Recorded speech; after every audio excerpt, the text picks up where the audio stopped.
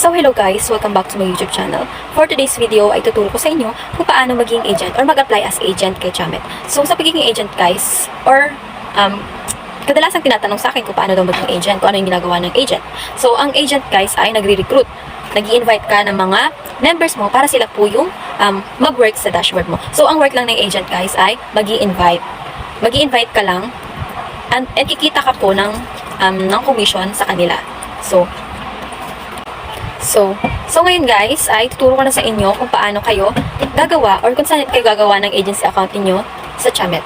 So, check niyo yung link sa comment section natin guys para makapag-register na po kayo ng agency account niyo.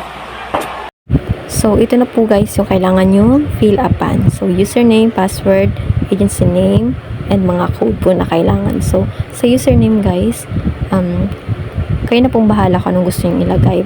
And sa password, basta po yung huwag nyo pong kakalimutan yung username and password nyo kasi sobrang mahalaga po yun para makapag-login kayo sa agency account niyo. So, and kayo na pong bahala dyan. Then, pagdating po sa agency name, kailangan pong mag-isip kayo ng something unique.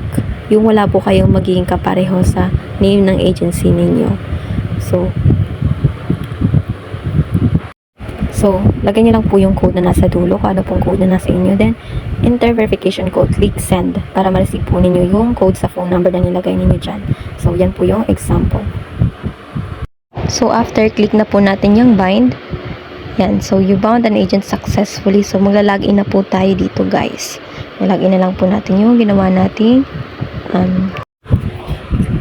So, yan guys, kailangan lang natin yung fill upan. Phone number and WhatsApp number lang guys. Bahala kayo kung lalagyan nyo pa yung Telegram link and Facebook link.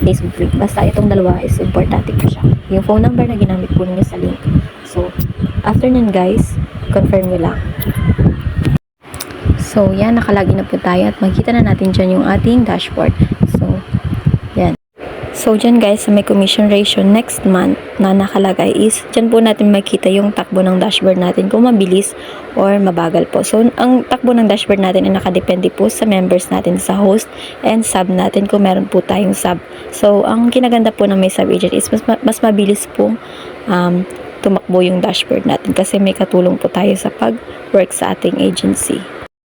So, ito naman guys, yung mga link na kailangan natin isend sa ating mga members. So, yung nasa unahan po ay link for host and sa baba for agent kung gusto po natin mag-hire ng agents. At yung sa baba po guys ay link for po. And tapos saan po mag-withdraw ang ating mga members.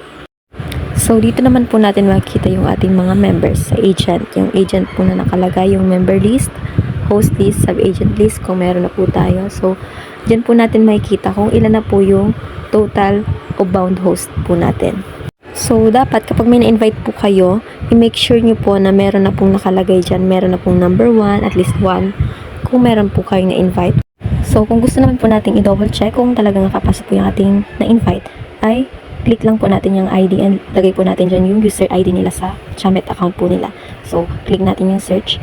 Then, makikita na po natin dyan kung nakapasok po sila. So, punta naman tayo kung saan natin makita yung ating commission. So, pupunta po tayo dyan sa settlement, then sa host settlement. Makikita natin yan kung ilan po yung, kung magkano yung commission natin. May settlement date naman po yun kasi everyday po yan meron tayong commission. Once na-hit na po natin yung percentage ng ating dashboard. And then, i-compute po natin kung ilan na po yung total ng commission po natin. So, ang minimum po ng withdrawal dito sa agency is $10 po. So, mag-withdraw po natin yung commission natin dito guys sa may profile natin. So, click natin yung bind wallet kasi dyan po papasok yung commission natin. So, go to Met Wallet lang guys and kung alin po yung ginamit niyo dyan sa dalawang yan. So, bale, kailangan po may Jamet account po kayo and may Met Wallet na po kayo dun kasi yun din po yung gagamitin nyo dito para po kayo ay maka-withdraw. So,